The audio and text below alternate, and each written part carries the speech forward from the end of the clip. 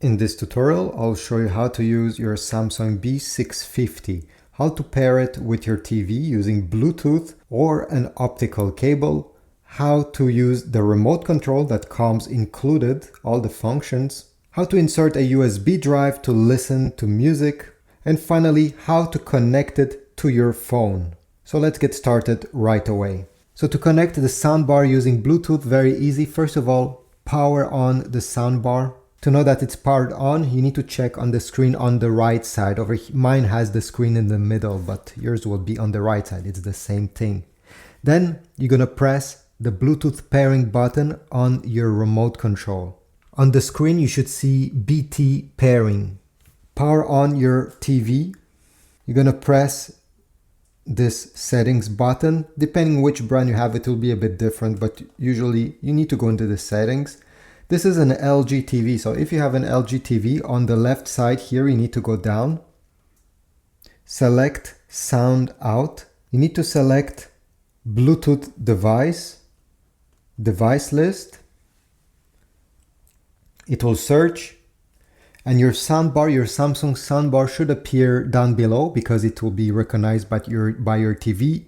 Press OK once you have selected, and your Samsung soundbar will be added to your registered devices. And this is it. You can start using it right away. What I like is that this Samsung soundbar is already paired with the subwoofer that comes included. You don't have to pair them together. They'll start working right away.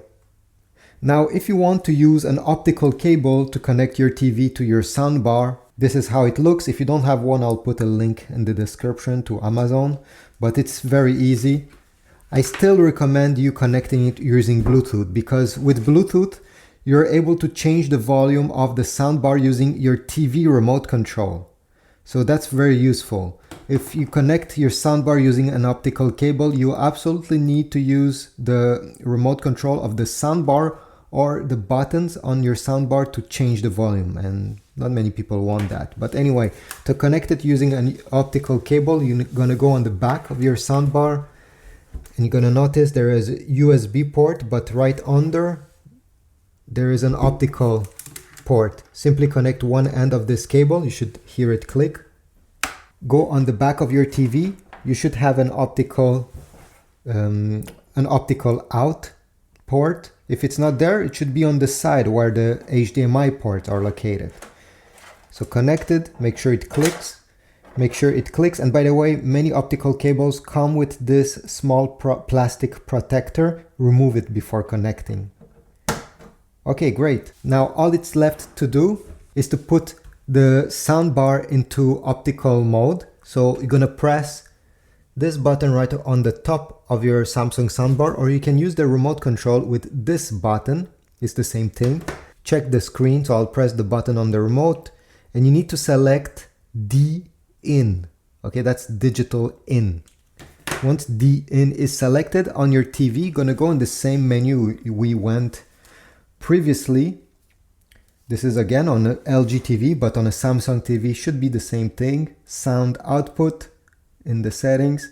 And then here we're gonna select optical out. You see? That's the only difference. Once you have selected this, both will work right away.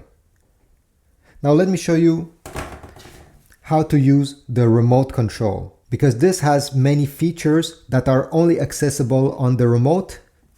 The soundbar itself only has 4 buttons. As I said before, the screen of your soundbar is on the right side, but mine is in the middle. That's the only difference. So let's start from the top and then go to the bottom.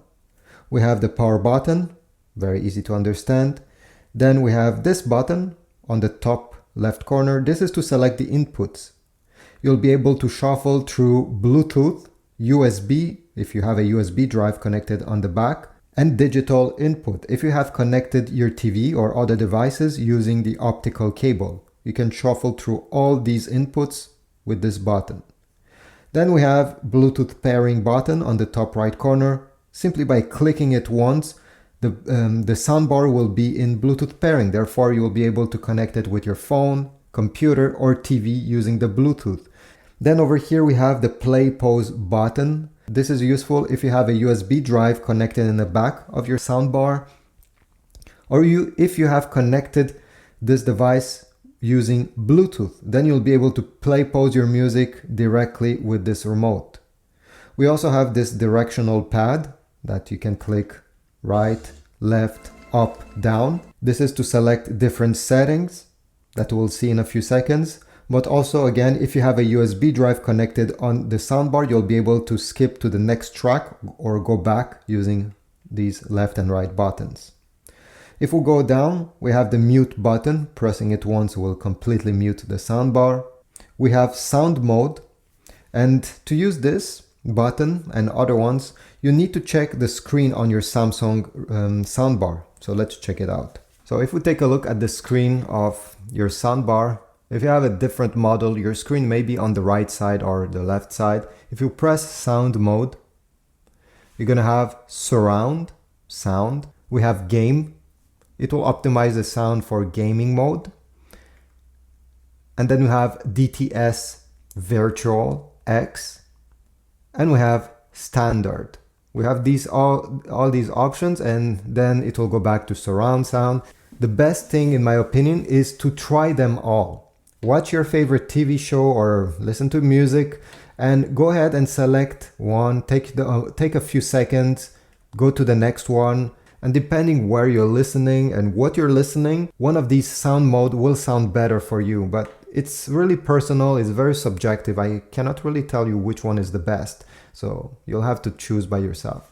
Next, we have the I button. This button is useful if the screen of your soundbar is turned off, because this screen turns off after a few seconds if you don't use it. You see? If I press the I icon here, it will power on the screen and tell you in which mode it is. This is the only function of this button. You won't use it very often, but hey, it's there. Then we have the volume button. The volume button, to select volume up, you need to push it up like this. To go down, pull it down. It's a bit strange. Many people simply want to click on it, but you absolutely need to pull it up or pull it down. Then you have the woofer button right beside. This is to control your subwoofer. Okay, so on the screen here you're gonna see SW for subwoofer, and you can make it louder, or if you pull it down, if you don't want to have a subwoofer, or if you don't want it to be as present, you can simply lower it, you see, to -12. That's the lowest, and you can go up to +12.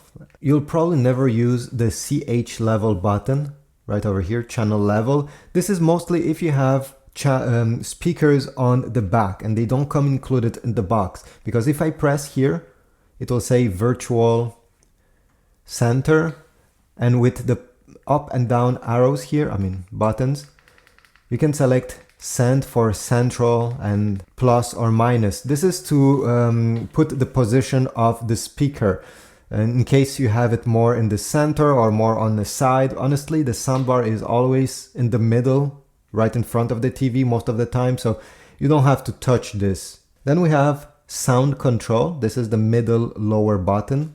If you press on it, you'll be able to go through audio sync, voice enhancement, on and off, and night mode. Every settings I just listed, you'll be able to switch them on and off. Honestly, not many people will use it, but if I press here on it, just to demonstrate anyway, we have audio.